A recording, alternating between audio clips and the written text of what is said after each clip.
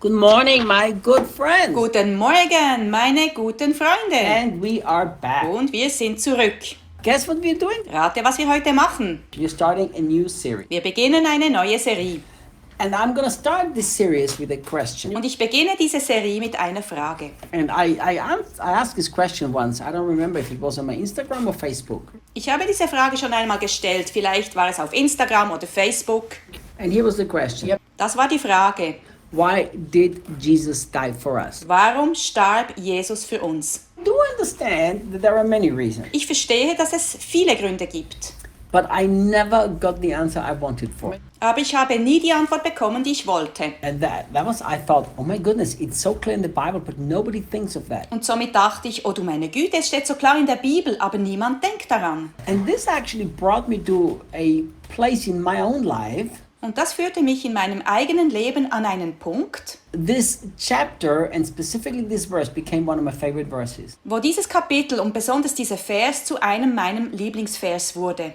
The whole chapter that I'm going to talk about has become a chapter that's very, very important to me. Das gesamte Kapitel, worüber ich reden werde, ist sehr wichtig für mich geworden. So, if you can, pause it just for a minute. Wenn du kannst, pausiere hier eine Minute. While you pause this, think about why do you think that Jesus died for you? Und während der Pause denk darüber nach, warum Jesus für dich gestorben ist. And then let's see if the answer is what I'm actually looking for. Und dann schauen wir, ob die Antwort tatsächlich die ist, die ich erwarte. Who gave me these answers? Menschen gaben mir diese Antworten. He died for me because to show his love for me. Er starb für mich, um mir seine Liebe zu zeigen. He died for me so that I could have all the blessings of heaven. Er starb für mich, damit ich alle Segnungen des Himmels He habe. died for me so that he could seal the new covenant. Er starb für mich, dass er den neuen Bund besiegeln konnte. He died for me to save me from my sins. Er starb für mich, um mich von meinen Sünden zu erlösen. And do you know, while there is truth in all of these answers, I don't believe it's that truth. Obwohl in all diesen Antworten Wahrheit liegt, glaube ich nicht, dass es die Wahrheit ist.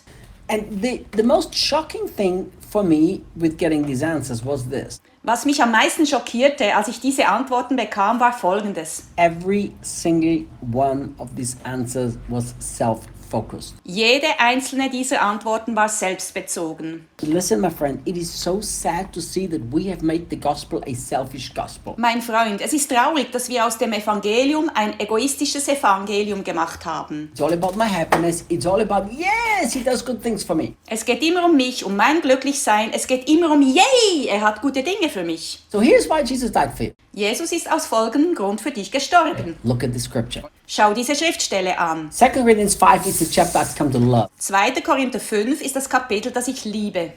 Look what it says in verse 14. Schau, was es in Vers 14 sagt. For the love of Christ compels us because we judge this, that if one died for all, then all died. Denn die Liebe Christi drängt uns, da wir zu diesem Urteil gekommen sind, dass einer für alle gestorben ist und somit alle gestorben sind. Says exactly why he died for us. Schau, was es genau sagt, warum er für uns starb. And he died for all, so that those who live should no longer live for themselves, but for him who died for them and rose again. Und für alle ist er gestorben, damit die, welche leben, nicht mehr sich selbst leben, sondern dem, der für sie gestorben und auferweckt worden So ist. the answer that I was looking for was very simple. Die Antwort, wonach ich suchte, ist sehr einfach. Jesus died for me so that I don't have to live for myself anymore, but can live for him. Jesus starb für mich, dass ich nicht mehr für mich selbst leben muss, sondern für ihn. And you know, we have to get away from this selfish, egocentric gospel. Und wir müssen wegkommen von diesem selbstsüchtigen und egozentrischen Evangelium. It's almost like everything about the cross and everything about the finished work of the cross is just about me and my little happy life. Es ist fast so, wie alles über das Kreuz und alles über das vollbrächte Werk am Kreuz ist nur für mich und mein kleines, glückliches You Leben. will find something very interesting. Wenn du die Bibel studierst, wirst du etwas sehr Interessantes finden. That life is not about you, it's all about him. Im Leben geht es nicht um dich, es dreht sich alles um ihn. You know, if you look at the beginning of Romans, this is exactly the problem. Wenn du dir den Anfang von Römer anschaust, ist genau hier das Problem. That people have worshipped the created thing rather than the creator. Menschen haben die Schöpfung mehr angebetet als den Schöpfer. Worship means to surrender to. Anbeten bedeutet sich hingeben. So look what people have done today. Schau, was Menschen heute machen. We have surrendered to a million things, but not to the Creator. Wir haben uns Millionen von Dingen hingegeben, aber nicht dem Schöpfer. You know, the Bible teaches us that the Father wanted a bride for his Son. Die Bibel lehrt uns, dass der Vater eine Braut für seinen Sohn wollte. So Jesus didn't die so that you can have your little problem fixed. Jesus ist nicht gestorben, damit du dein kleines Problem lösen kannst. Jesus died so that he could have a bride. Jesus starb, damit er eine Braut haben kann.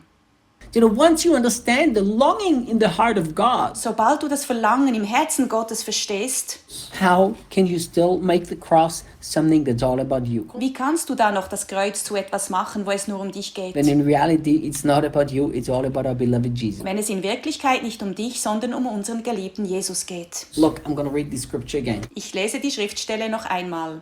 And he died for all.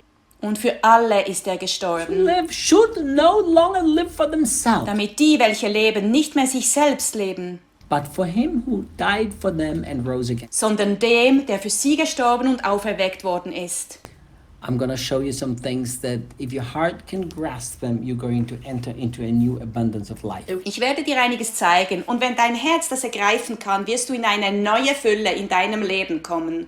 So whatever was your answer, Was auch immer deine Antwort war, I want you to rethink it. will ich, dass du es noch einmal And I'll überdenkst. tell you why. Und ich sage dir warum. For instance, Zum Beispiel, if your answer has been, well, he died because he wanted to show his love for me. wenn deine Antwort war, er ist gestorben, weil er mir seine Liebe zeigen will. Listen, that you can now be the recipient of his love is a consequence. Hör zu, dass du jetzt der Empfänger seiner Liebe sein kannst, ist die Konsequenz. That you can be blessed with every spiritual blessing in the heavenly place is a consequence. Dass du jetzt mit jedem geistlichen Segen in der Himmelswelt gesegnet sein kannst, ist eine Konsequenz. Consequence of his dying for you, but it's not the reason why he died for you. Es ist eine Konsequenz seines Todes für dich, aber es ist nicht der Grund, warum er für dich starb. He simply wanted you to have a blessed little happy life. He could have just done that to you. Wenn er wollte, dass wir einfach ein kleines, gesegnetes, glückliches Leben haben sollten, hätte er das einfach für dich tun können. But he wanted you. Aber er wollte dich. Think about Denk this. darüber nach, mein Freund. See you tomorrow. Sehe dich morgen.